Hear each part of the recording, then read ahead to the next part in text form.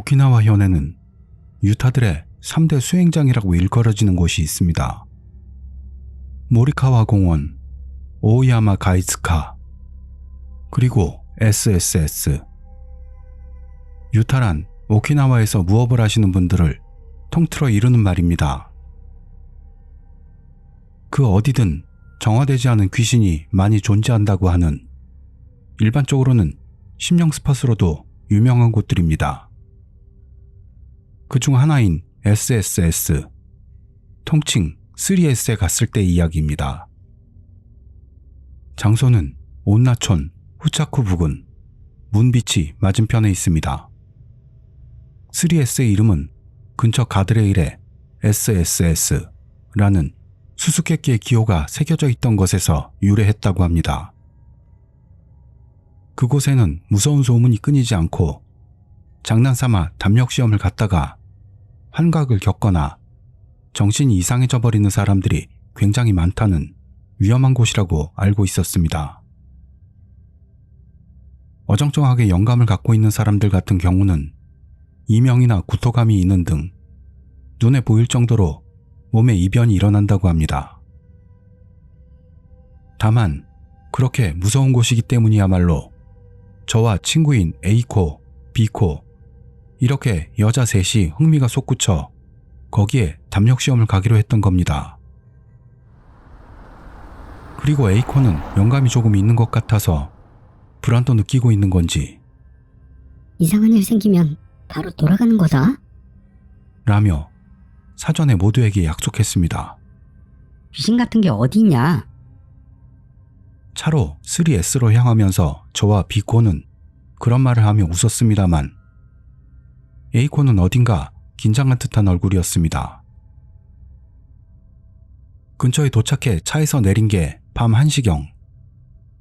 그때부터는 입구를 좀처럼 찾지 못하고 1시간 정도 산책하다가 겨우 입구를 발견할 수 있었습니다. 입구에서 조금 들어가니 간판이 서 있고 출입금지라고 쓰여 있었습니다. 그 시점에서 묘한 분위기에 겁이 나기 시작한 우리였지만 당연하게도 앞으로 나아갑니다. 오솔길을 나아가길 30분 정도 지났을 무렵 다리 아파. B코가 그렇게 말을 꺼내기 시작했습니다. 걷기도 많이 걸었고 피곤할 것 같아서 거기서 조금 쉬기로 했습니다. 아무것도 안 나오고 느껴지지도 않네. 그런 말을 모두가 주고받고 있는데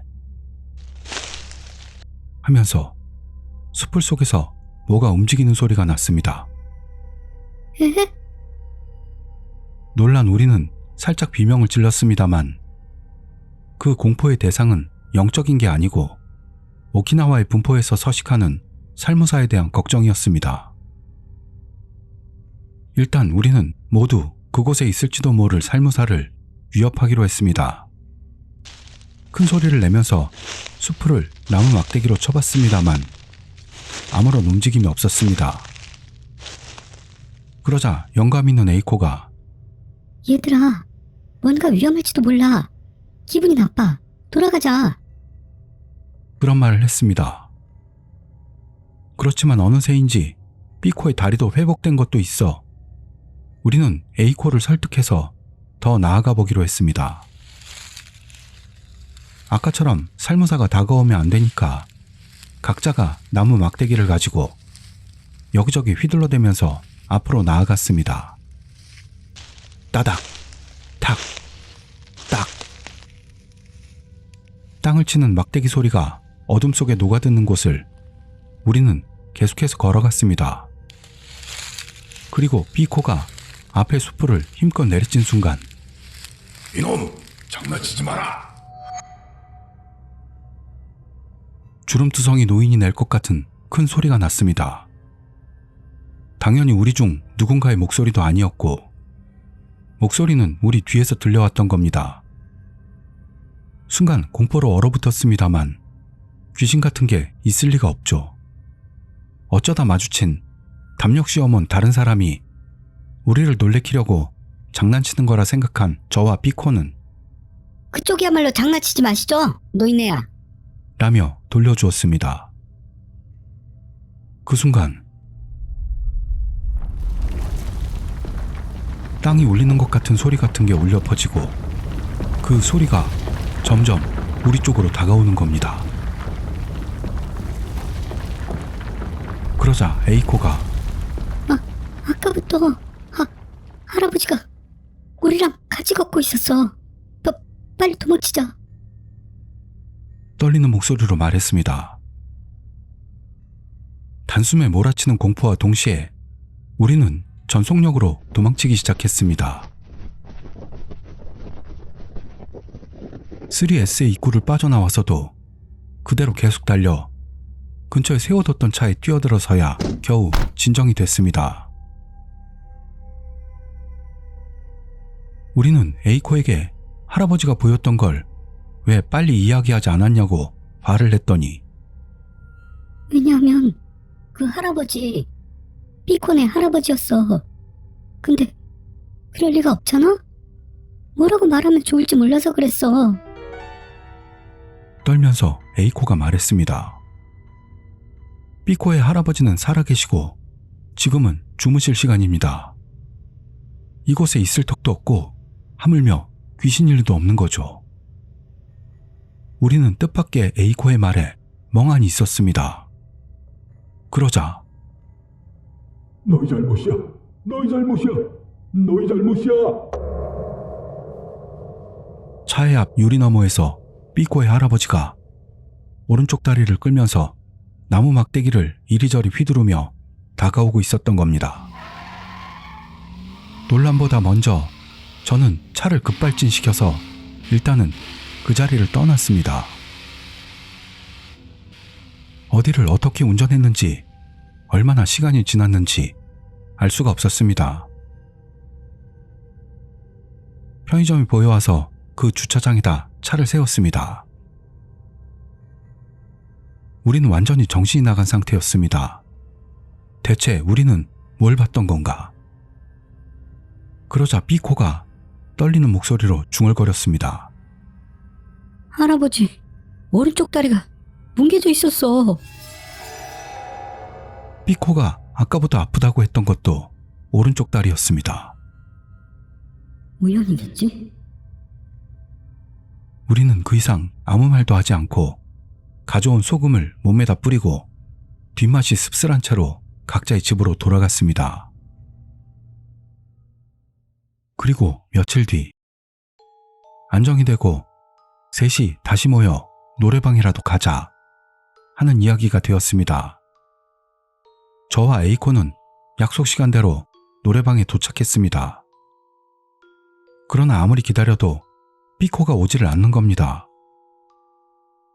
걱정이 된 우리는 삐코에게 전화를 걸었습니다.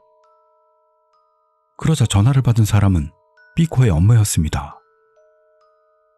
삐코는 너희가 불러서 노래방으로 나간 직후 사고가 나서 오른쪽 다리를 절단하게 됐다. 너희 잘못이야. 너희 잘못이라고. 너희가 그런 곳에 갔던 게 잘못이야. 삐코의 엄마가 그렇게 말했던 겁니다. 말도 안 돼. 생각도 하지 못했던 삐코의 사고에 동요하는 것과 동시에 그 엄마의 말투에 위화감과 공포를 느꼈습니다. 너희 잘못이야. 그때의 노인과 똑같은 말을 하는 삐코의 엄마. 죄송합니다. 혼란스러웠던 저는 그 한마디만을 남기고 바로 전화를 끊었습니다. 우연이야. 우리는 그렇게 생각하고 당연히도 그날의 노래방은 취소되었습니다. 나중에 에이코와 같이 삐코 병문안을 갔습니다. 병실 앞에는 삐코의 엄마와 할아버지가 초췌한 표정으로 의자에 앉아 있었습니다. 그러자 문득 우리를 알아본 할아버지가 벌떡 일어서더니 너희 잘못이야. 너희 잘못이라고. 소리를 지르며 들고 있던 지팡이를 휘둘렀던 겁니다. 그때와 똑같았습니다. 우리는 발길을 돌려 아무 말 없이 병원을 나왔습니다. 그 이후 B코와도 만나지 않게 됐고 A코와도 소원해지게 되었습니다. 제가 사는 야에세조 옆 이토만시에는 오키나와 본섬 남서단에 위치하는 키안 미사키라는 고지 있습니다. 아름다운 오키나와의 바다를 한눈에 볼 수 있고 야경 명소, 관광 명소로서도 인기가 있는 고지입니다. 그러나 그 아름다운 경치와는 반대로 오키나와 전쟁터 국영공원으로 지정된 이 고제는 전쟁 때 쫓기다 절망한 사람들이 차례로 스스로 몸을 던졌다는 슬픈 역사도 남아 있습니다. 그리고 키안 미사키에서는 지금도 극단적으로 투신하는 사람들이 끊이지 않아 심령 스팟으로도 비교적 유명한 곳입니다. 조심성 없이 그곳에 친구인 A와 같이 담력 시험을 갔던 때 이야기입니다. 오키나와에는 6월 23일에 위령의 날이 있습니다. 전쟁으로 죽은 홀령들을 위로하기 위해 그리고 같은 과오를 반복하지 않기 위해 오키나와 현이 제정한 기념일이죠. 소문에 의하면 그날 키안 미사키에 가면 전쟁으로 죽은 사람들의 홀령이 보인다고 합니다. 그런 것도 있어서 저는 유타인 할아버지에게 위령의 날에 외출하는 걸 크게 금지당하고 있는 데다 심지어 키안 미사키에 가는 건 아예 허락도 하지 않았습니다. 유타란 오키나와에서 무업이나 영매를 하는 분들의 총칭입니다. 그래서 그 다음 날인 6월 24일 밤 저는 A와 함께 키안 미사키에 가보기로 한 겁니다. 곧 가까이까지 A의 차로 가서 거기서부터 걸어갑니다. 실제로 가보니 주변의 인가들은 빨리 잠이 드는지 불이 다 꺼져 있고 길이나 고제도 가로등은 아예 없이 달빛만이 비치는 상태였습니다. 역시 분위기 있네. 둘이 떠들면서 고제 도착해서 한동안 밤바다를 바라보고 있었습니다. 캄캄한 바다는 검고 큰 구멍으로밖에 보이지 않았고 강풍에 이는 파도 소리만이 울려 퍼지고 있었습니다. 그때였습니다. 저기 사람이 있어. 조금 떨어진 절벽을 가리키며 A가 말했습니다. 제가 그쪽을 본 순간 사람 같은 게 바다로 떨어지고 있었습니다. 에? 갑작스런 일에 우리는 소리도 못 내고 몇 초 동안을 굳어버리고 말았습니다. 잠시 뒤 제정신으로 돌아와 바로 그 장소로 달려갔는데 절벽 아래는 시커매서 사람을 확인할 수 없었습니다. 자살했죠? 바로 그렇게 생각했습니다만 밤이라서 잘못 본 걸 수도 있어 경찰을 부르기도 무섭고 무엇보다 할아버지에게 들키면 혼날 게 싫어 신고하기를 주저하게 되었습니다. 그래도 못 본 척을 할 수가 없어서 일단 우리는 A의 엄마에게 연락했던 거죠. 그랬더니 만약 정말로 자살자라고 해도 절대 살아날 수는 없어. 지금 거기로 갈 테니까 기다려. 하셔서 우리는 얌전히 차 안에서 기다렸습니다. 묘한 긴장감 탓인지 15분 정도 지나 저는 꾸벅꾸벅 졸기 시작했습니다. 또 사람 있어. A가 소리쳤습니다. 저는 그 목소리에 놀라 흠칫 앞쪽을 바라봤습니다. 아까 사람이 떨어졌던 절벽 위에 또 사람이 있었던 겁니다. 그리고 그 사람은 우리 쪽을 보고 웃고 있었습니다. 밖은 암흑천지입니다. 절벽 이 사람의 표정 같은 게 보일 리도 없는데 왠지 그걸 느꼈던 거죠. 소름이 끼쳤습니다. 저건 사람이 아니야. 이 세상 게 아니야. 생각한 순간 A가 생각도 못한 말을 꺼낸 겁니다. 이번엔 구해야 돼. 그러면서 차에서 뛰쳐나가려는 A를 저건 사람이 아니야. 절대 가면 안 돼. 저는 그러면서 A를 잡아 끌었지만 A는 들은 척도 하지 않고 뛰어나갔습니다.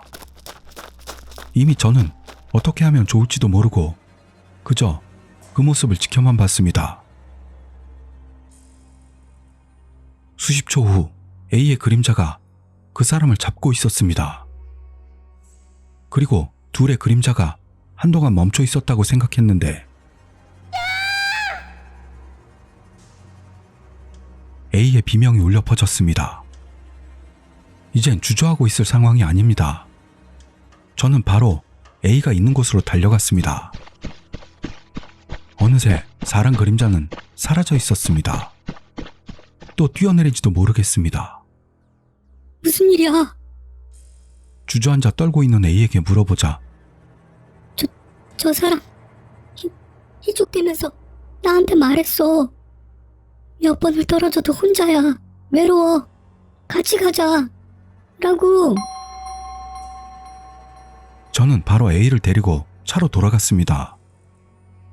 유리창 너머로 절벽 위에 또 그 사람 그림자가 서 있는 게 시야 끝에 보여왔습니다. 바로 시동을 걸고 근처 편의점까지 달렸습니다. 편의점 주차장에 차를 세우고 우리는 이윽고 다소 안정을 되찾았습니다. A가 그거 뭐였을까? 해서 저는 차를 출발시킬 때도 절벽 위에 있었어. 그러자 A는 아무 말도 못했습니다. 우리는 더 이상 대화를 나눌 기력도 없었고 당연히 다시 그곳으로 돌아갈 생각도 없었죠. 일단 A의 엄마에게 다시 연락을 취했습니다. 거기 키안 미사키 위험해. 지금 근처 편의점까지 도망쳐왔어. 역시 엄마가 맞았으면 좋겠어. 그러자 A의 엄마는 편의점이라니? 뭔 말이야? 그리고 너희 말이야. 지금 어디를 간 거야? 우리는 혼돈이 왔습니다. A의 엄마 말로는 이 전화가 오늘 A에게서 걸려온 첫 번째 전화였다고 하는 겁니다. 그럴 리가 없습니다. 아까 분명히 A는 엄마에게 전화했었고 저도 분명히 그 대화를 듣고 있었습니다. 너무 큰 공포로 인해 둘이 같이 크게 울어대면서 편의점에서 A의 부모님을 기다렸습니다. 10분도 되지 않아 데리러 오셔서 너무 안심이 되었습니다. 이제 다시는 키안 미사키에는 가지 않겠다고, 유타인 할아버지에게 혼날 짓은 더 안 하겠다고. 이 경험으로 저는 그렇게 마음속으로 다짐했습니다. 그리고 A는 그날 탔던 차로 한 달 동안 5번이나 사고를 당했습니다. A는 크게 다치지는 않았습니다만 그 차는 폐차하기로 했습니다. 그게 키안 미사키에서의 경험과 관계 있는지는 모르지만요. 투고자 코마키 씨, 40대 여성 주부. 체험 장소 가나가와현 지가사키시. 私が不動産屋さんのバイトをしていた時の話です。 제가 부동산에서 아르바이트 할 때 이야기입니다. 저는 부동산 회사로부터 의뢰를 받아 입주자가 나간 후에 아파트나 맨션에 실내 사진 또는 외관 사진을 찍는 알바를 하고 있었습니다. 찍은 사진은 부동산 사이트에 올려지고 그걸 참고로 하여 다음 입주자가 정해지기 때문에 얼마나 잘 찍는가 하는 센스도 요구되는 나름대로 시급도 괜찮은 알바였습니다. 어느 날 알바하는 곳에서 가나가와현 지가사키시에 있는 단독주택 물건을 찍어오라는 의뢰를 받았습니다. 열쇠는 그 물건 근처에 있는 부동산에 들러 빌리라고 해서 저는 바로 카메라를 들고 현지로 향했습니다. 도착해서 들은 대로 현지 부동산에 들러 열쇠를 빌려달라고 부탁했습니다. 그러자 점장인 다카하시 씨라는 퉁퉁한 체형의 남자분이 이렇게 말했습니다. 혼자 간다고요? 어쩔 수가 없네. 나도 같이 갑시다. 그것은 이 일을 하면서 그때까지 들은 적도 없었던 의외의 말이었습니다. 아니요. 사진 찍는 것뿐이니까 혼자서도 괜찮아요. 라며 저는 이상하게 생각이 되면서도 그렇게 전했습니다만 아니, 마침 시간도 있으니까 같이 가요. 왠지 다카하시 씨는 제가 홀로 가는 걸 거부하는 듯한 분위기였습니다. 어쩔 수 없이 저는 다카하시 씨와 같이 차에 올라타 5분 정도를 달려 그 단독주택에 도착했습니다. 그곳은 한적한 주택단지에 서 있는 집이었습니다. 물어보니 지은 지 5년 됐다는 것으로 그 외관도 꽤 깨끗했던 것입니다. 우선은 외관 사진을 몇 장 찍은 뒤 전 그대로 집안을 찍기 위해 들어갔습니다. 그런데 현관에서 안으로 들어간 순간 저는 놀랐습니다. 집안에 펼쳐져 있던 건 깨끗한 외관과는 전혀 다른 이상한 광경이었던 거죠. 마치 분노로 인해 찢겨진 듯한 너덜너덜한 벽지. 주방 싱크대에는 깨진 컵이나 접시 등이 방치되어 있고 방 안에는 불단이 그대로 놓여져 있었습니다. 너무도 이상한 광경에 저는 한동안 말이 나오질 않았습니다. 다카하시 점장님? 이건 조마조마한 마음에 다카하시 씨에게 그렇게 묻자 아주 이상한 광경이라 기분 나쁘죠? 그러니까 혼자서 들여보내면 안 될 것 같아서요. 집안을 둘러보며 다카하시 씨는 굳은 미소로 그렇게 말했습니다. 하지만 불단이 딸린 집 같은 건 안 팔려요. 좀 더 정리도 하고 리모델링도 하지 않으면. 그렇게 말하자 다카하시 씨는 저를 돌아보면서 그게 말이에요. 집주인이 어쨌든 3개월 안에는 팔고 싶다고 해서 반값이라도 좋다고 했어요. 리모델링도 알아서 해달라고. 하며 고민되는 얼굴로 말하는 겁니다. 어떤 경위가 있었는지도 모르겠지만 일단 저는 제 일을 해야 하니까 사진을 찍을 만한 장소를 찾았습니다. 창문으로 보이는 바다와 깨끗하게 남겨진 욕실을 사진에 담고 침실로 향하려고 2층으로 올라갔을 때였습니다. 갑자기 공기가 무거워지면서 집안이 이상하게 어두워지는 것을 느꼈습니다. 이상해, 여기. 2층에서 분명히 이상한 분위기를 느끼면서 저는 전기를 빨리는 듯한 나른함을 받았습니다. 목적한 침실은 2층의 제일 안쪽에 있는 일본식 방이었습니다. 저는 일단 서둘러 2층 사진을 찍고 일을 마치자 생각하고 안쪽 침실 미닫이 문을 힘껏 열었습니다. 그 순간 공간이 뒤틀리는 것 같은 느낌이 들면서 눈이 부신 겁니다. 왜냐하면 그 침실은 그때까지 봤던 방들과는 전혀 다르게 왠지 아주 새로운 벽지에 새 다다미가 깔려있는 깨끗한 방이었으니까요. 이 방만 왜 이렇게 깔끔한 거예요? 깨끗하다는 게 오히려 이 집에 맞지 않는 것 같은 불길한 기분을 느끼고 저는 문득 다카하시 씨에게 그렇게 물어봤습니다. 일단 빨리 사진부터 찍어요. 다카하시 씨는 제 질문에는 대답도 하지 않고 그렇게 재촉만 할 뿐이었습니다. 침실 사진과 2층 창문에서 보이는 경치, 그리고 2층의 양옥방들 사진을 찍고 나서 서둘러 1층으로 내려와 복도로 나왔을 때 저는 문득 보고 말았던 겁니다. 다카하시 씨 뒤에 같은 나이대의 여성이 서 있는 걸요. 점장님, 뒤에. 에? 다카하시 씨가 당황해 뒤를 돌아봤을 때는 여성의 모습은 이미 사라져 있었습니다. 뭡니까? 그렇게 말하면서 다카하시 씨는 겁먹은 눈으로 저를 바라봤습니다만 아니요, 잘못 봤나 봐요. 저는 그렇게 대답하고 일단 서둘러 그 집을 나왔습니다. 그날 밤의 일입니다. 제 폰으로 발신번호 표시 제한으로 전화가 왔습니다. 뭔가 이상하다고 생각하면서도 일단 받으려고 했을 때 손이 미끄러져 폰을 떨어뜨리고 만 거죠. 전화도 그대로 끊어져 버려 혹시 알바하는 데서 온 건가? 라고도 잠깐 생각은 했었습니다만 저는 그것보다도 액정이 깨져버린 충격이 더 커서 전화가 왔던 건 그다지 깊게 생각하지 않게 되었습니다.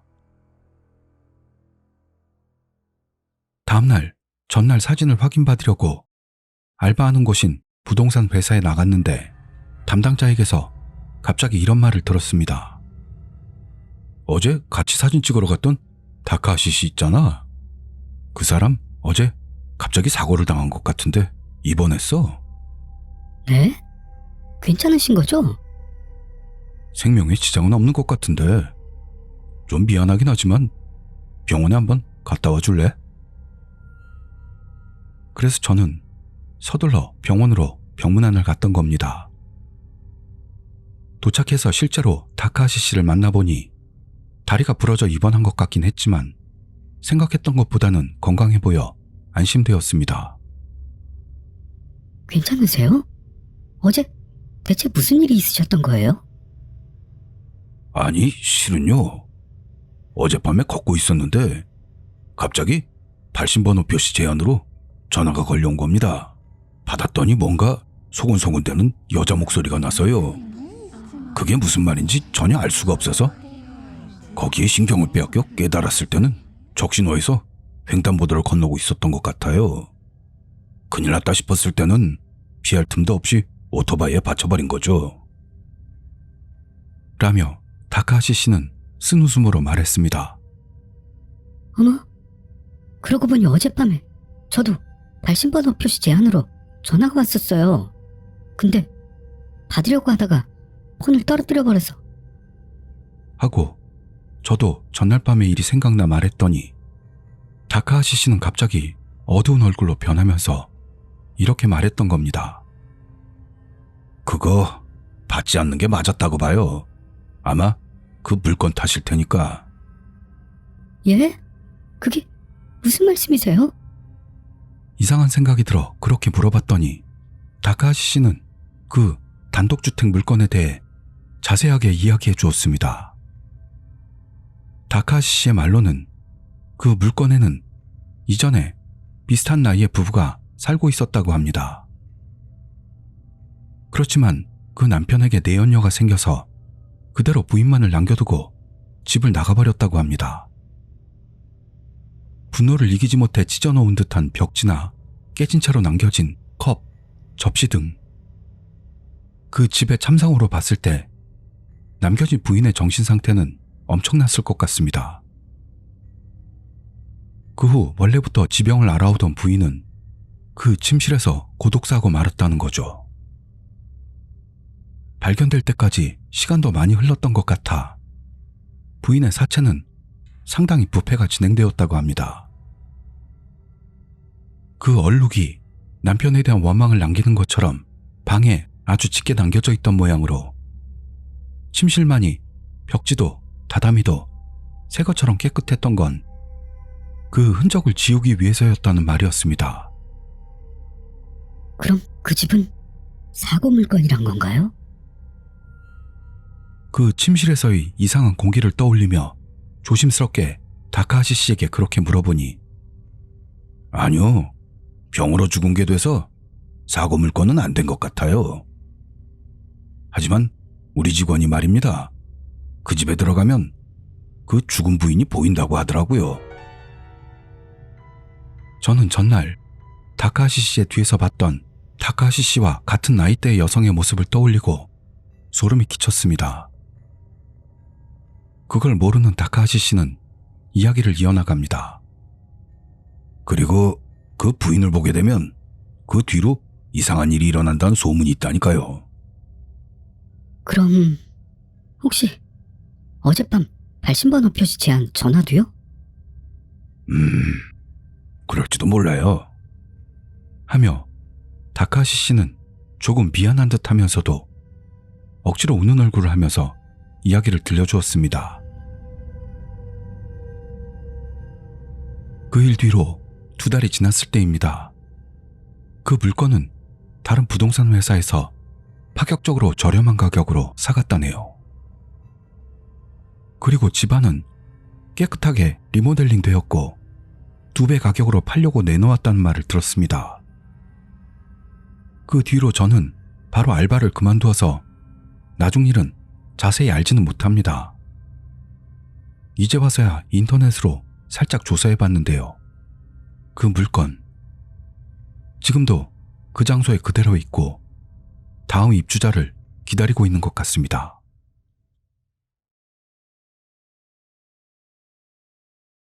투고자 에디 카가씨 40대 여성 프리랜서 현 야마나시현 거주 체험 장소 가나가와현 하다노시 山歩きを楽しむ女性が増え、山ガールなどと呼ばれる昨今ですが、昔はちょっと 산행을 즐기는 여성들이 늘어나면서 등산녀로 불리는 요즘이지만 예전에는 조금 이질적으로 여겨지던 적도 있었습니다.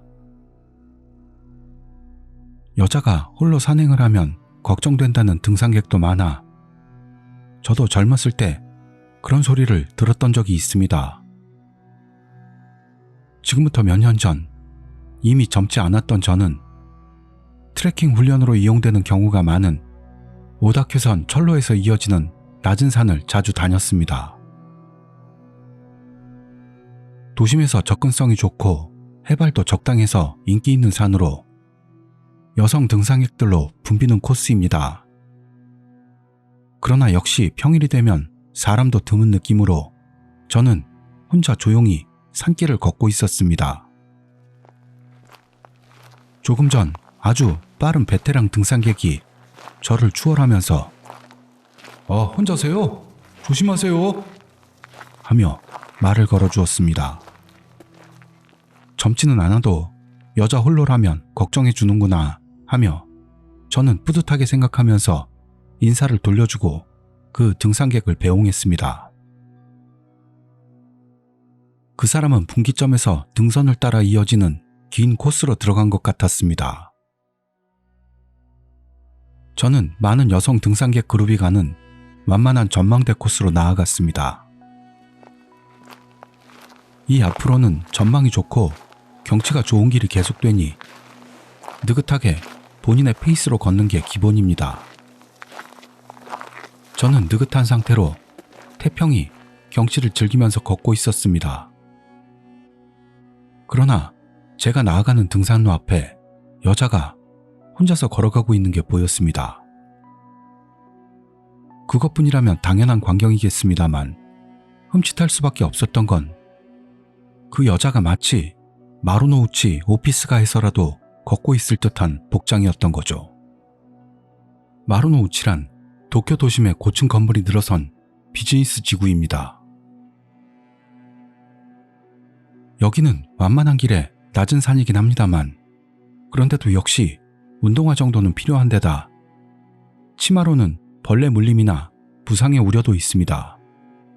그런데도 그 여자는 커다란 프릴이 달린 얇은 원단의 블라우스에다 하늘하늘한 꽃무늬의 무릎 길이 스커트, 발은 하이힐을 신고 작은 어깨에 매는 백을 늘어뜨리고 걷고 있었던 거죠.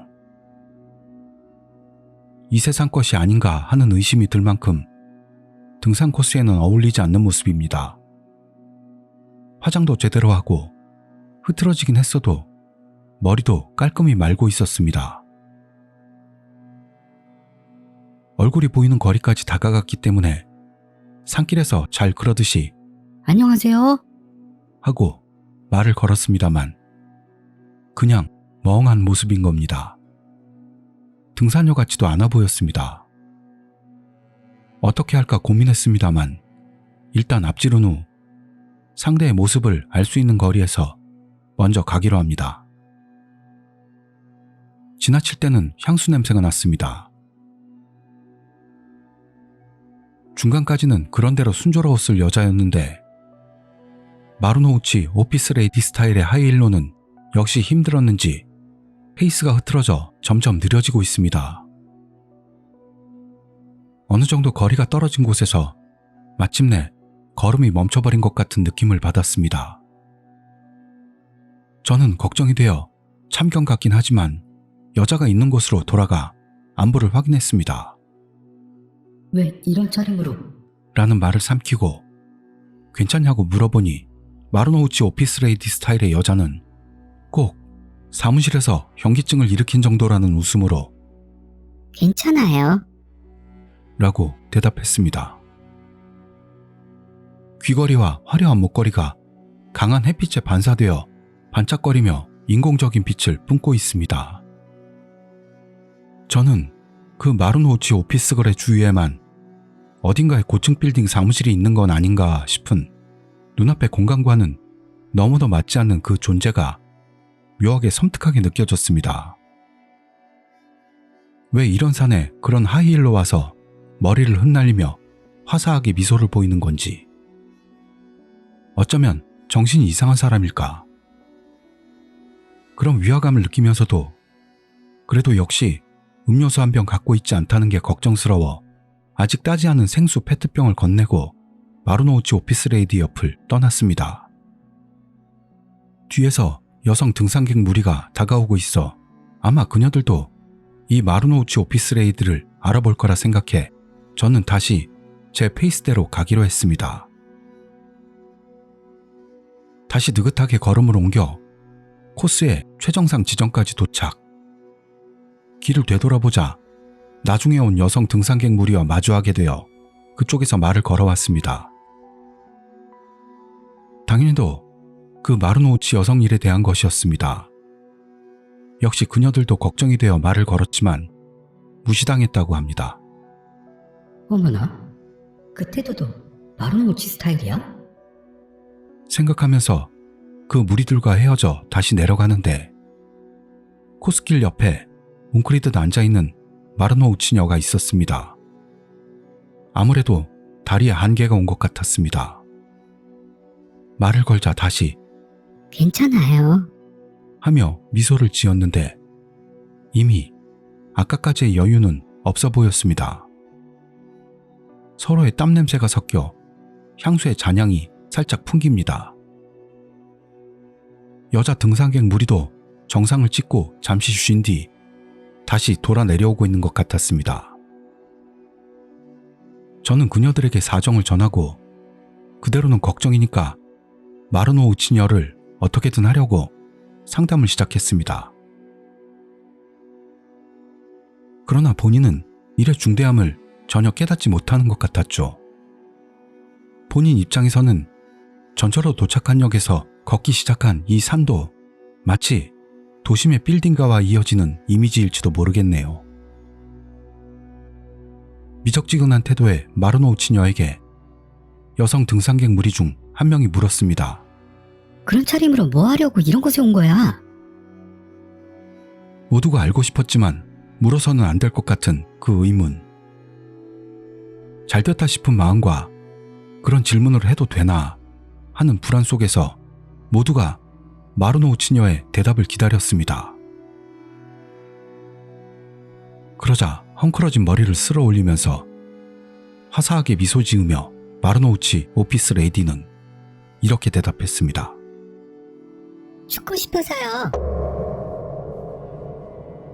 그 자리에 전원이 순간적으로 숨을 삼키고 서서히 얼어붙어가는 걸 알았습니다.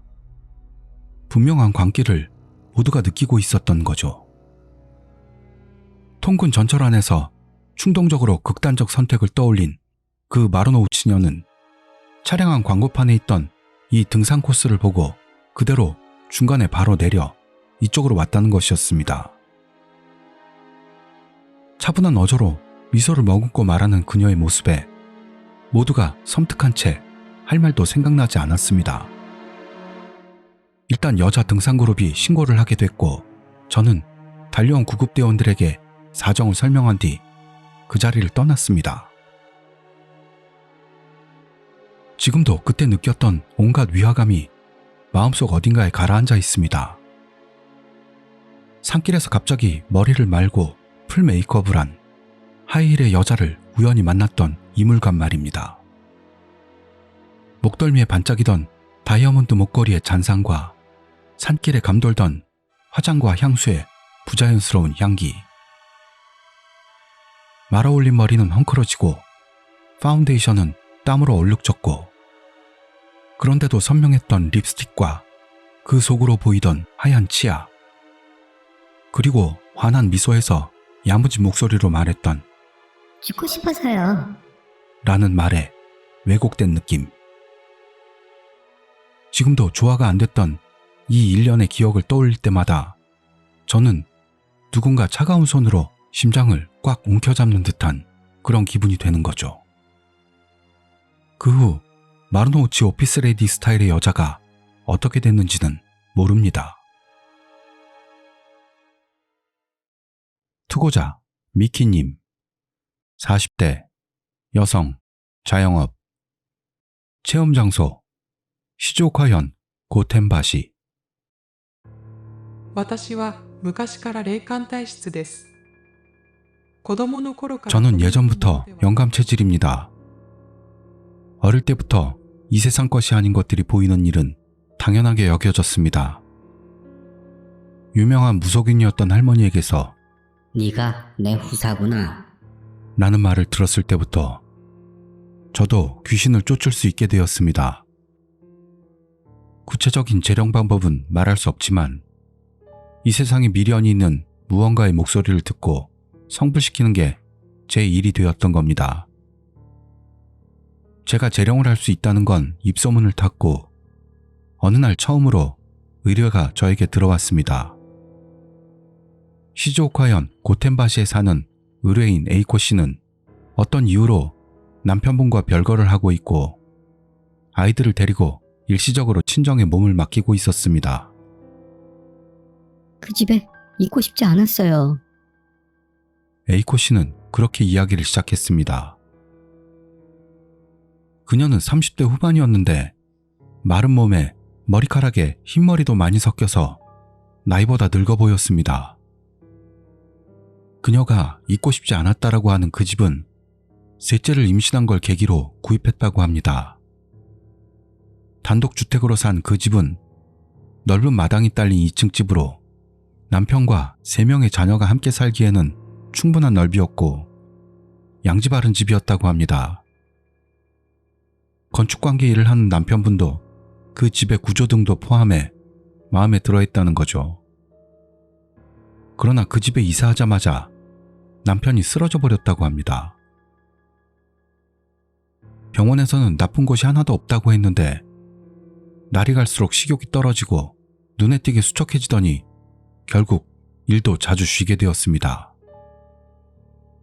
큰아이는 초등학교 입학을 앞둔 활기찬 남자아이, 둘째는 3살, 그리고 막 태어난 갓난아기를 품에 안고 매일 육아와 가사에 쫓기던 에이코 씨는 마침내 무기력한 남편에게 일 안 나가면 생활이 안 되잖아.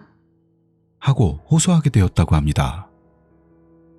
여기까지의 이야기를 듣는 한으로는 남편이 마음의 병을 얻었고 육아와 가사에 바쁘던 그녀가 어떤 의미로 노이로즈에 빠진 것이라고 생각될 수도 있겠으나 저는 그 이면에 무언가가 있다 라고 느꼈습니다.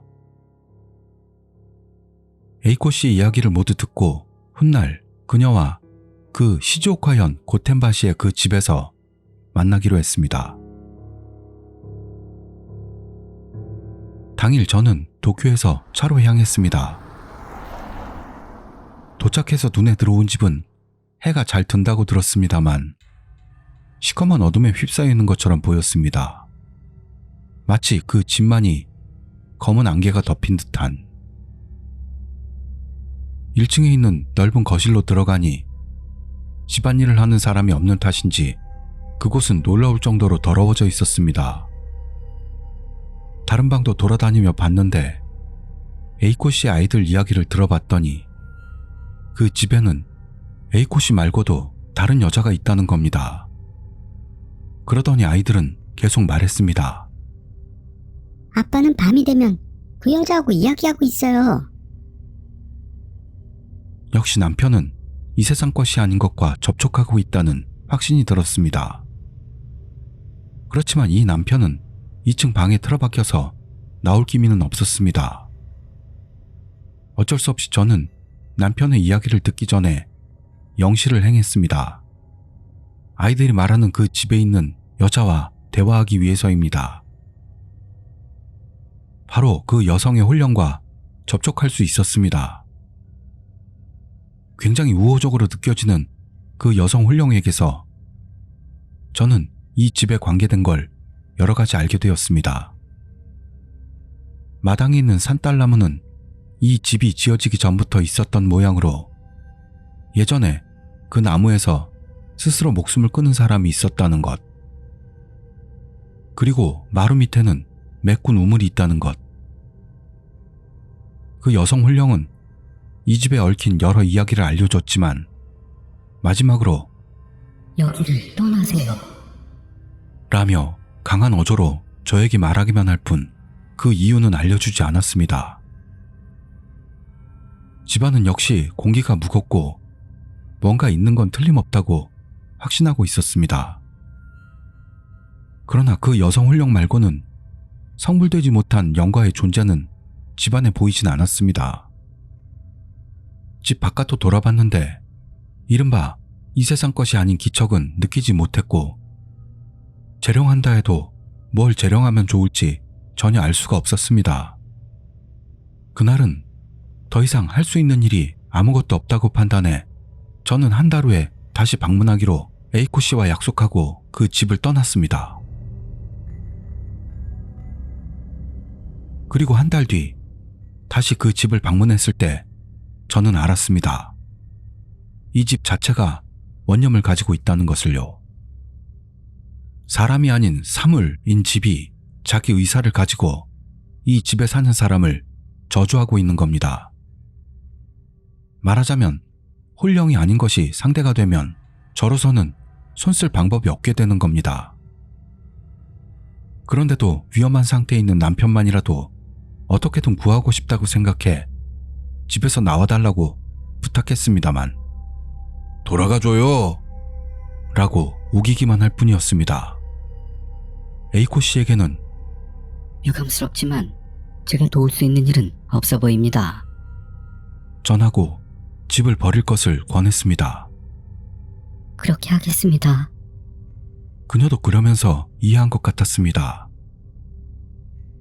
자기의 힘없음을 분하게 생각했습니다만 남편의 몸 상태도 그 집에서 나오게 되면 회복될 거라고 확신하고 저는 그 자리를 떠났습니다.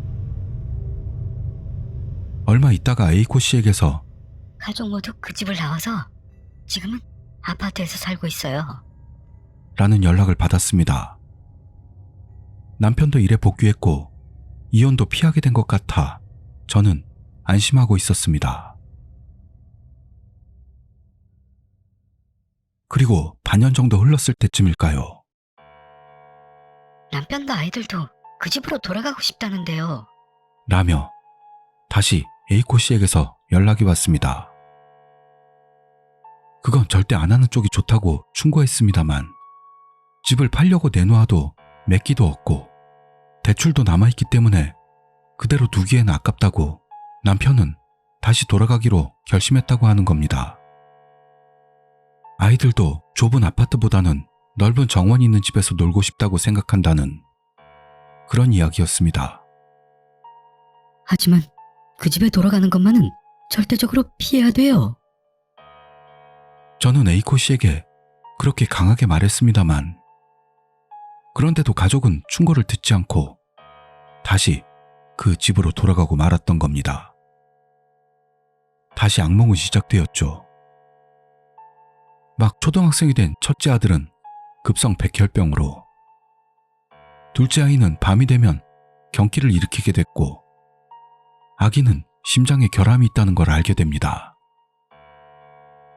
남편은 집안에서 갑자기 쓰러져 119에 실려간 결과 말기암이라는 사실이 밝혀지고 역시나 그 집에서 나오는 것만이 답이라고 생각한 저는 A코 씨에게 연락을 취했습니다만 이제 됐어요. 그녀는 그런 힘없는 대답만 하고 전화를 끊었습니다. 얼마 지나지 않아 그 집에 있던 산딸나무에서 A코 씨는 목을 메고 스스로 목숨을 끊었습니다. 아이들은 그녀의 부모님에게 맡겨지고 그 집에서 나오게 되었겠죠. 그리고 치료 결과 모두 건강해졌다고 합니다. 그리고 남편이 죽고 난 뒤 A코 씨의 부모님에게서 연락이 있었습니다. 부모님은 그 집을 부수고 나대지로 만들기로 결심했다고 했습니다. 묘하게 가슴이 두근거렸던 저는 다시 그 집을 방문해 그 여성 훈련과 다시 한번 접촉을 시도해 보았습니다. 부셔도 아무것도 변하지 않아. 그녀는 그렇게 말할 뿐이었습니다. 집 철거가 시작되고 업체가 들어왔습니다. 그러나 공사 도중 그 철거업자는 도산하고 말았습니다. 사장이 갑자기 불의의 사고로 죽었다고 합니다. 지금도 집은 절반 정도만 부서진 채로 산딸나무가 조용히 바람을 받아 흔들리고 있습니다. 저는 앞으로도 그 사람들의 목숨을 구하지 못한 걸 계속 후회하게 되겠죠. 투고자 한무라비님 23세 남성 회사원 체험장소 시즈오카현 하마마츠시 나카구 これは私が大学生時代に体験した話です。すべて現実に起こったことです。 이것은 제가 대학 시절에 경험했던 이야기입니다. 모두 현실에서 일어났던 일이고요. 당시 저는 시즈오카시에 있는 본가에서 하마마츠시에 있는 대학교로 통학하고 있었습니다. 그렇지만 2학년이 되었을 무렵부터 강의도 늘고 그렇게 다니다 보니 몸도 힘들어졌기 때문에 하마마츠의 집을 빌려 혼자 살기로 결정했습니다. 바로 부동산을 방문해 빠르게 집을 정했습니다만 그게 지금 생각해보면 꽤 이상한 물건입니다. 역에서 도보로 5분, 원룸에 가구, 가전제품이 딸려있고 거기에 수도요금 포함해서 월세가 28,000엔. 그냥 생각해도 터무니없이 싼 가격이죠. 참고로 이 글을 쓸 즈음에 다시 그 집세를 확인했더니 월 20,000엔으로 되어 있었던 겁니다. 어떻게 확인했는지는 나중에 아시게 됩니다. 다만 이상한 점은 그것뿐만이 아니었습니다. 앞에서 설명했던 대로 집에는 완비된 가구와 가전제품, 침대와 소파, 옷걸이용 선반까지 갖춰져 있었습니다만 이상한 건 그 배치였습니다. 선반이 소파 바로 뒤에 딱 붙어 막혀있는 구조였습니다. 총 3단짜리 선반의 상단에는 이사하고 남은 박스, 중간에는 옷가지 등을 접어서 넣어두었는데요. 하단은 사용할 수가 없었습니다. 말 그대로 소파 뒤에 딱 막혀서 하단만은 열 수가 없었습니다. 이상하지 않습니까? 보통 선반을 설치하는 경우 가능한 한 전체적으로 쓸 수 있도록 설치할 텐데 공간적으로 그게 어렵다면 좀 더 작은 선반을 쓰는 게 이치에 맞지 않을까요? 그런 것도 있어서 뭔가 이상한 집이구나 생각했죠. 그렇지만 당시에는 거기까지 신경 쓰지는 않고 그냥 살기로 했습니다. 이상한 경험을 했던 건 그때부터였던 거죠. 저는 혼자 살기 시작하고부터도 주말에는 항상 시즈오카의 본가로 돌아갔습니다. 본가에서는 엄마와 함께 TV로 10년개통 쪽에 유튜브 동영상을 볼 때가 자주 있었습니다. 이런 거를 투구하는 저도 엄마도 10년개통을 원래부터 좋아했기 때문이죠. 그러던 어느 주말 일입니다. 그날 본가에 돌아간 저는 바로 엄마와 같이 심령사진 특집의 유튜브를 보고 있었습니다. 그때 문득 궁금해진 저는 엄마에게 물었습니다. 우리 집에 심령사진 같은 거 있어? 있어. 즉답이었습니다. 생각보다 너무 빠른 대답을 듣고 당황했습니다만 그러는 동안 엄마는 근데 보고 싶진 않아. 라고 덧붙였습니다. 왜냐고 이유를 묻는 것도 섬뜩해서 그 이야기는 그냥 그대로 끝나버리고 말았습니다. 그날 밤 가족끼리 저녁을 먹은 뒤 아빠가 앨범 한 권을 들고 왔습니다. 아무래도 저와 엄마의 대화를 엿들었던 듯 우리 집안의 심령사진을 아들이 보고 싶어 한다고 생각했던 것 같습니다. 그 사진이 담긴 앨범을 가지고 즐거운 듯 아빠가 온 거죠. 아빠 말로는 그 사진은 아무래도 아빠와 엄마가 결혼 전에 나가노로 데이트 갔을 때 들렀던 어느 잡화점 앞에서 찍은 것 같은데 있을 리 없는 사람의 얼굴이 찍혀 있었다는 것입니다. 그런 이야기를 듣고도 솔직히 저는 반신반의하면서 그 사진을 봤는데요. 그러자 분명하게 찍혀 있었습니다. 창백한 얼굴. 일본 사람이라기보다는 외국인의 얼굴같이 보였습니다. 사진을 보고 크게 흥분한 저는 부모님이 없는 틈을 타 몰래 그 사진을 핸드폰으로 찍었습니다. 대학교 친구에게 보여주려고 생각했던 거죠. 주말이 지나고 심령사진을 담은 핸드폰과 같이 저는 하마마치에 제 집으로 돌아왔습니다. 그때부터였습니다. 기분 나쁜 똑같은 꿈을 매일 밤 꾸게 된 게요. 꿈속에 저는 침대에서 자고 있었는데요. 진짜 저의 시선이 그 모습을 보고 있습니다. 매번 침대에서 새근새근 자고 있는 꿈속의 나. 그 발치에는 언제나 누군가가 서 있었습니다. 서 있는 사람은 날에 따라 달랐습니다. 조그마한 여자아이, 젊은 여자, 아저씨. 누구 하나 제가 전혀 모르는 사람들이었고 매번 그 누군가가 꿈속에 제 발치에 서서 자고 있는 저를 그냥 보고만 있을 뿐이었습니다. 이런 꿈이 매일 밤마다 반복되던 중 제 몸 상태도 점점 안 좋아지고 결국에는 잠을 잘 수 없는 날들이 지속됐습니다. 혼자 살기 시작하고부터는 저는 매일 밤을 엄마와 통화하고 있었습니다. 오늘 하루 무슨 일이 있었는지, 저녁은 먹었는지 등 매일 잡담 위주로 통화를 하고 있던 거죠. 다만 꿈 탓인지 제 몸이 점점 나빠지던 무렵 엄마도 그 변화를 깨달았을 겁니다. 그날 전화에서는 최근에 무슨 일이 있었냐고 엄마가 물어봤습니다. 그 질문에 대해 저는 심령사진 일은 숨기고 매일 꾸는 섬뜩한 꿈에 대한 것만을 엄마에게 말했습니다. 그러자 엄마는 기분 탓이겠지. 그대로 우스갯소리로 치부될 뻔할 때 그 일은 일어났습니다. 어디선지 모르게 오르골 소리가 들려왔던 겁니다. 시간은 밤 11시쯤. 엄마 쪽도 제 쪽도 TV 같은 건 아예 켜지도 않았고 두 명의 목소리 말고는 아무 소리도 없을 텐데요.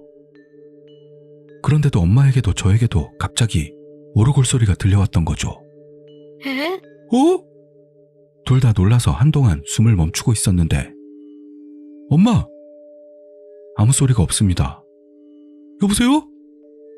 역시 아무 소리도 들리지 않습니다. 여보세요? 여보세요? 엄마! 엄마 목소리가 전혀 들리지 않았습니다. 당황해서 한번 전화를 끊고 다시 걸어봤더니 여보세요? 엄마의 목소리가 들려왔습니다. 너무 안심이 되었죠. 무슨 일이야? 갑자기 목소리가 안 들리게 됐어. 응이라니. 무슨 일 있던 거야? 겁줄 생각은 아니지만 지금부터 엄마가 할 얘기는 거짓말 아니야. 에? 무슨... 아까 전화 오르골 소리 들리고 나서 갑자기 네 목소리가 들리지 않게 됐어. 계속해서 여보세요? 여보세요? 했었거든? 그런데도 아예 대답도 없었으니까. 그래서 핸드폰을 귀에서 떼고 그 화면을 봤어. 그랬더니 시커멓게 있어야 할 화면에 어렴풋하게 의자에 앉은 여자가 비치는 거야. 그 사람이 핸드폰을 귀에 대고 누군가하고 속닥이는 소리가 났어. 그 얼굴이 탈바가지처럼 아무 표정이 없다고 할까? 뭐야 그게? 소름이 끼쳤습니다. 엄마의 이런 심령현상 목격담을 듣고 가슴속부터 무서워지기 시작한 저는 그날부터 당분간 친구네 집에서 얹혀 지내기로 했습니다.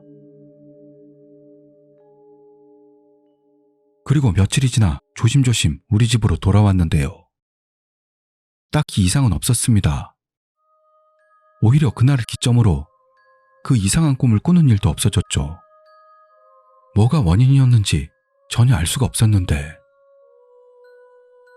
그로부터 시간이 흘러서 지금까지의 경험에 대한 기억도 점점 희미해지고 완전히 안심하게 된 저는 그날 친한 친구들을 집으로 불러 한잔하기로 했던 겁니다. 오랜만에 자기 집에서 스스럼 없이 친구들과 술을 둘러싸고 떠들썩하며 보낸 시간이 너무 즐거워서 정신을 차리고 보니 시간은 이미 새벽 3시가 되어 있었습니다. 슬슬 잘까 하면서 모두가 한숨을 돌린 순간이었습니다. 어린 여자의 웃음소리가 방 안에 울려 퍼졌습니다. 정말로 밖에서 들려온 웃음소리가 아니라 확실히 집안에 있는 여자애가 내는 웃음소리. 그날 모였던 친구들은 저까지 포함해 남자들 뿐. 그런데도 갑자기 집안에 세된 여자의 웃음소리가 울려 퍼졌던 겁니다. 당연히도 모두 쫄았죠. 지금 난 웃음소리는 뭐였냐며 한동안 우리도 혼란스러웠습니다만 그 원인을 알 수 없는 게 당연했고 결국 유야무야 되고 그날은 그대로 잠들었습니다. 그런 기묘한 경험을 여러 차례 계속하면서도 결국 저는 대학교를 졸업할 때까지의 3년을 그 집에서 계속해서 살았습니다. 이건 후일담입니다만 대학 졸업 후 저는 어느 부동산 회사에 취직했습니다. 무슨 인연인지 그 회사라는 게요, 저에게 그 집을 소개해줬던 부동산 회사였습니다. 거기에 취직한 저는 역시 제가 살던 그 집이 궁금해졌겠죠. 그래서 개인적으로 조사해봤는데요, 아니나 다를까 그런 물건이었다는 걸 알게 되었습니다. 이른바 사고 물건이라고 불리는 거죠.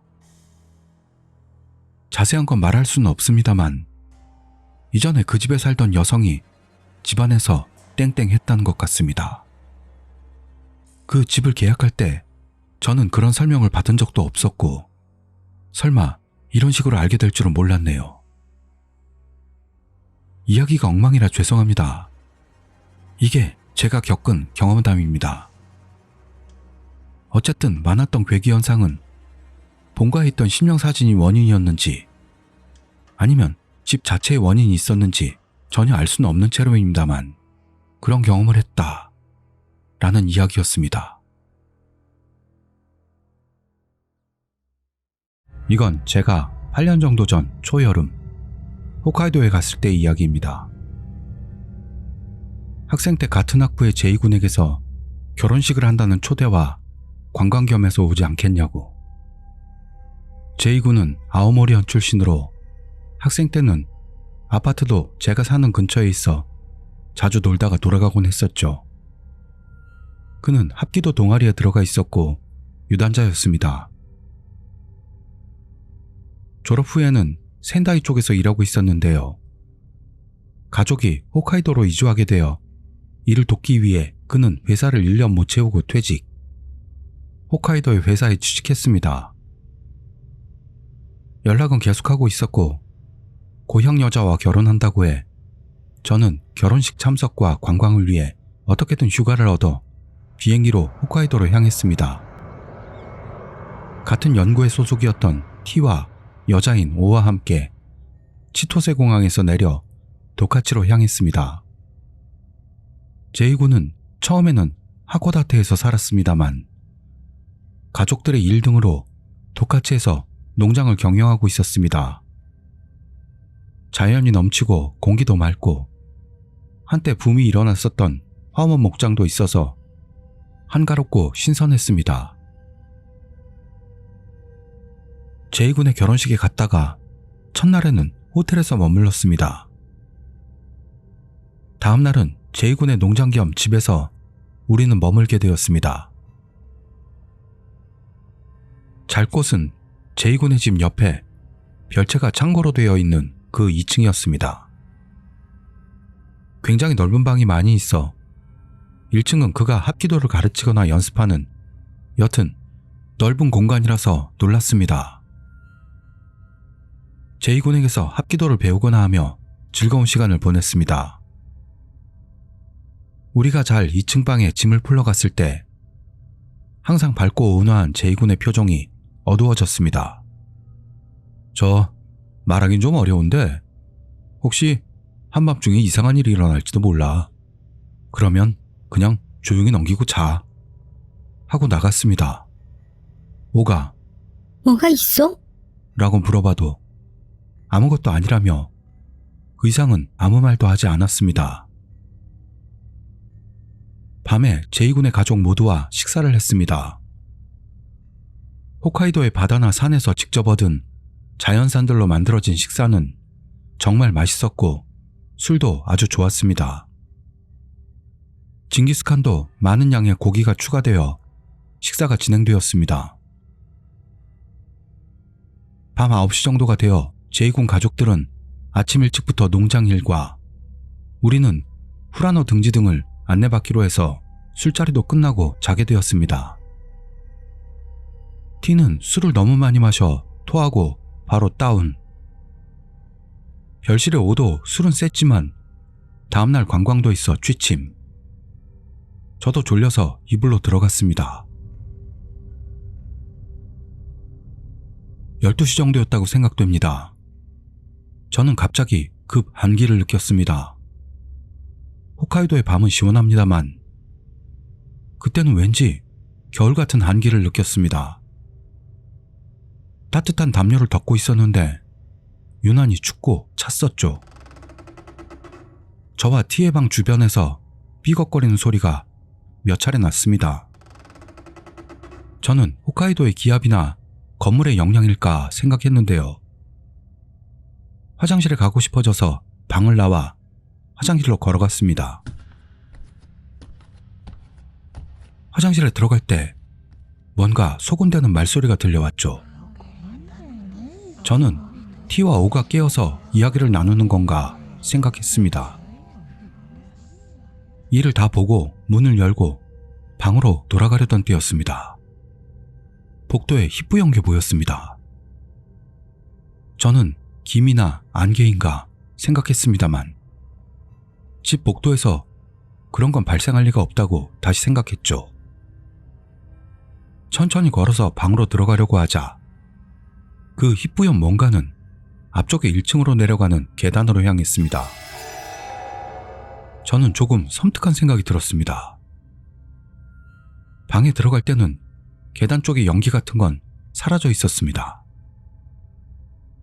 안심하고 방으로 들어가려던 때 복도에서 밤하늘의 별들이 보였기 때문에 무심코 유리창을 봤죠.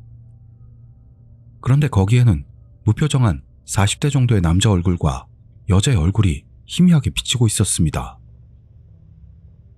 저는 순간 굳어버릴 수밖에요. 왜냐하면 목까지는 보였는데 그 밑은 없었던 겁니다. 2층이지만 꽤 높은 곳입니다. 창문 부근에는 베란다도 없습니다. 장난도 아니었고 남자와 여자의 얼굴은 그저 공허했습니다.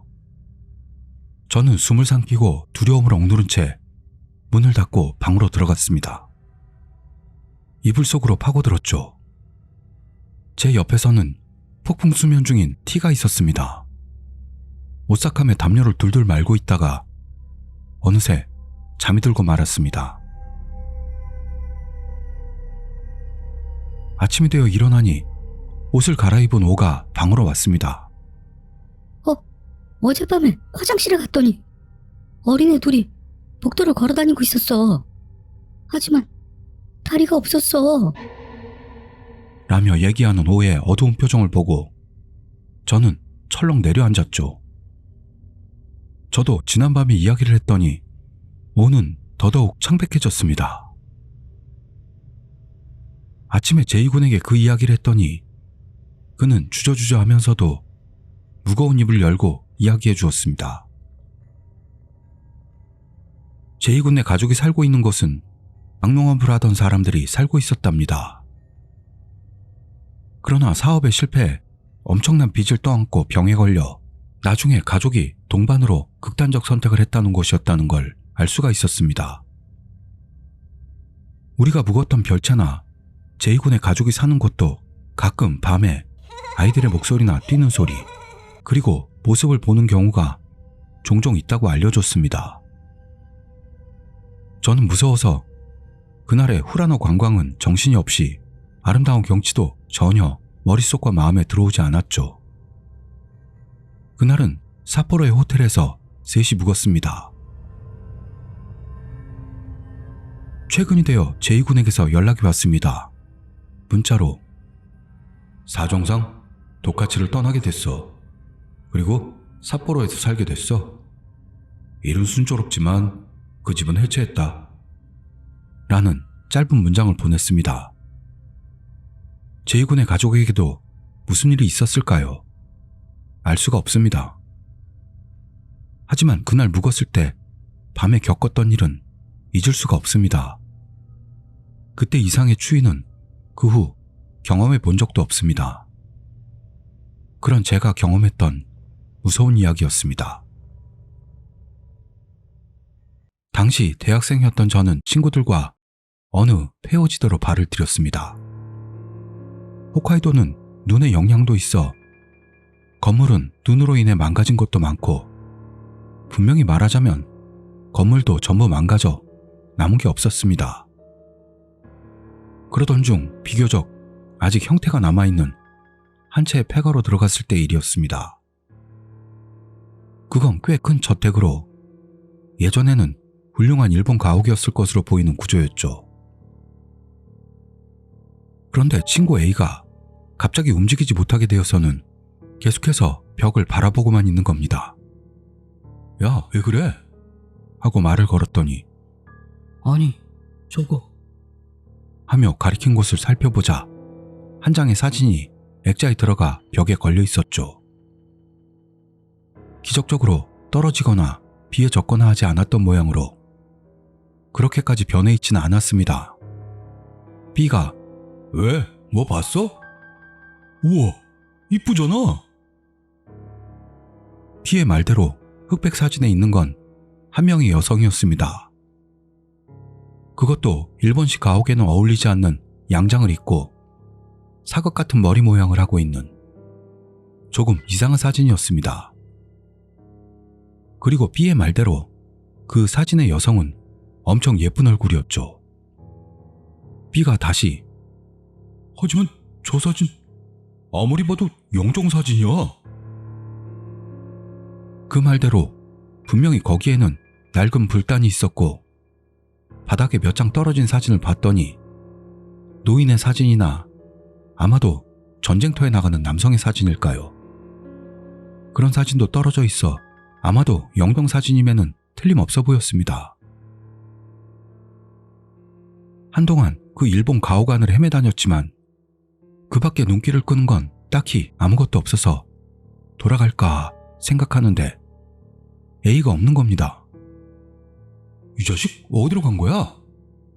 라고 B에게 물어봤더니 A는 조금 아까의 사진 앞에서 말없이 굳은 채 마치 매료된 듯 그 사진만을 바라보고 있었습니다. 야, 에이, 가자. 라는 제 목소리에도 전혀 움직이지 않는 A. 그저 멍하니 그 사진을 보고 있는 거죠. 아무리 돌아가자고 해도 요지부동인 A를 보다 못한 우리는 A를 놔두고 먼저 차로 돌아가기로 했습니다. 차로 돌아간 우리는 A를 살짝 놀라게 하려고 시동을 걸고 차를 조금 움직여봤습니다. 그랬더니 놀라서 페어에서 뛰어나오는 A. 야, 인마, 진짜 하지 마.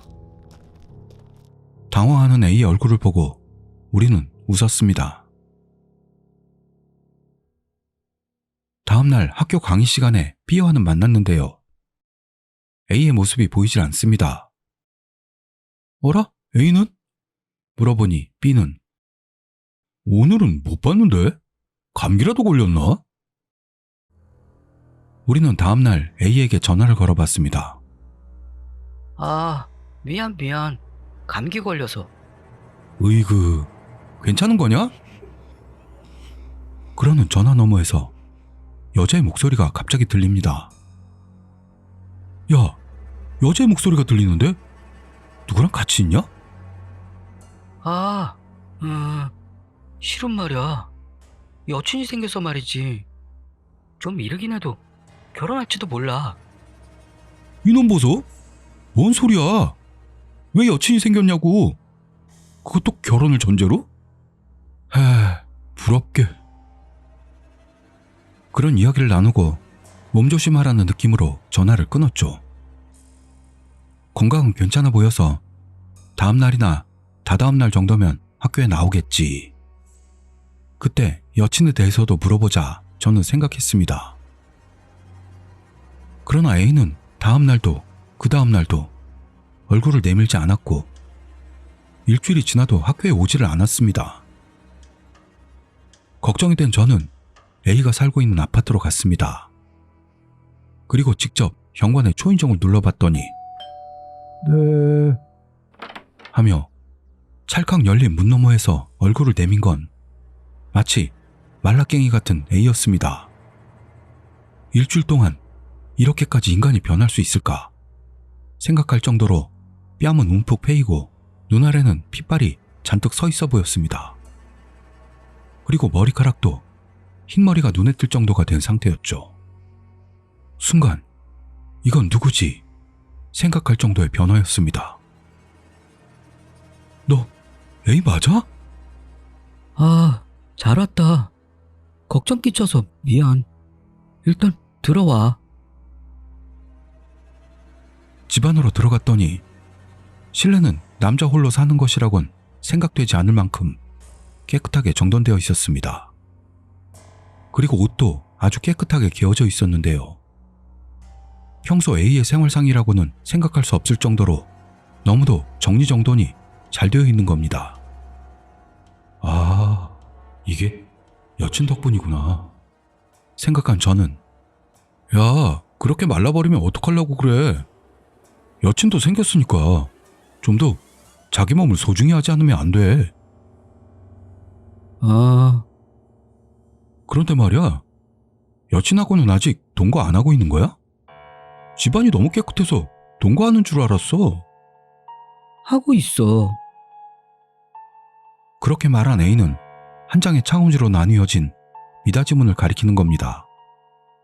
근데 그건 벽장이었어요. 어? 뭐라고? 아, 저 안에 있어. 에? 뭐가? 그녀가. 그렇게 말한 순간이었습니다. 현관문을 발로 차는 듯한 소리가 문에서 들렸고 호통과 함께 들어온 건 60세 정도의 남녀였습니다. 문이 열리자마자 그 남자는 소리를 지르면서 A를 두들겨 팼습니다. 이 멍청한 놈이 엄마한테 걱정이나 끼치고 이 불효자식아. 그건 A의 아버지와 어머니였습니다. 어디야? 그 여자 어딨어? 아빠, 하지 마요. 겨우 데려왔는데. 그렇게 개겨도 말라 비틀어진 A로서는 아버지의 힘을 당할 수는 없어서 밀쳐 넘어진 채 아버지의 다리를 잡는 게 고작이었습니다. 집안을 난폭하게 돌아다니는 A의 아버지. 그리고 그 손이 아까 A가 말하던 벽장으로. 하지 마요. 부탁할게. 아빠, 제발 부탁할게. 하지만 A의 아버지는 그 미닫이를 힘껏 열어버렸죠. 안에서 뭔가가 찢기는 것 같은 소리가 나고 나타난 광경에 A의 아버지도 어머니도 그리고 저도 말을 잃었습니다. 거기에는 진흙투성이에 불단이 있었어요. 그리고 그걸 여는 순간 나뭇잎이 썩은 것 같은 냄새가 코를 찔렀죠. 금박이나 장식도 완전히 벗겨진 더러운 불단이 거기에 있었던 겁니다. 그리고 그 불단을 보고 저는 저도 모르게 소리를 질렀습니다. 틀림없었죠. 그 폐허에서 봤던 불단이었습니다. 그리고 그 불단 안에는 그 폐허에서 봤던 양장을 입은 흑백의 여성 사진이 장식되어 있었습니다. 그 옆에는 A가 결혼식에서나 입을 듯한 전통 의복을 입은 사진이 같이 장식되어 있었죠. 두 개의 사진을 겹쳐 접은 듯 만들어 놓은 사진은 마치 결혼식 사진과도 똑같았습니다. 이 멍청한 놈아! 죽고 싶어서 그래! 이런 짓을 하면 부모보다 먼저 죽는 거야! 이 천하의 불효자식아! A의 아버지는 그 사진첩을 꺼내 힘껏 바닥에 내리쳤습니다. 그리고 안에서 사진을 꺼내 그대로 부엌 싱크대로 가더니 막 꺼낸 라이터로 불을 붙여 사진을 태워버리고 말았습니다. A의 울부짖는 소리가 들려왔죠. 그리고 그대로 A는 꼭 아이처럼 어머니에게 안겨서 울부짖을 뿐이었습니다. 그리고 A는 그대로 휴학하게 되었습니다. 저와 B는 A에게 빌렸던 물건이 있어서 A의 휴대폰에 한번 연락을 취한 적이 있었는데 그때 A의 아버지에게서 여러 가지 이야기를 들을 수 있었어요. A의 고향에서는 유혼, 명혼이라는 관습이 있다고 하는데 이 유혼, 명혼은 결혼하지 못하고 죽은 사람을 저승에서 결혼시켜주자는 생각에서 그림이나 인형을 대형품으로 써서 애도하기 위한 영혼 결혼식이라고 합니다. 그 여성에게 매료되어버린 A는 그걸 모방해서 그 사진의 여성과 자기의 사진을 겹치게 함으로 유혼 의식을 스스로 치렀다는 것이었죠. 이 유혼에는 해서는 안 되는 일이 한 가지 있답니다. 그건 살아있는 사람을 사용해선 안 된다는 거죠. 만약 살아있는 사람을 상대로 고르게 된다면 반드시 불행이 닥친다는 겁니다. 그 후 A는 휴학한 채로 그대로 학교를 그만두었습니다. A는 본가가 있는 아오모리현으로 돌아가 병원에 계속해서 입원해 있다는 연락이 한 번 있었습니다. 그때 A와 잠시 이야기를 나눴는데요. 그렇게 아름답고 예쁜 여자와는 다시는 만날 수 없어. 그녀를 만날 수 없다는 건 살 의미가 없다는 거야. 빨리 죽어서 그녀와 만나고 싶다. 그런 이야기를 했습니다.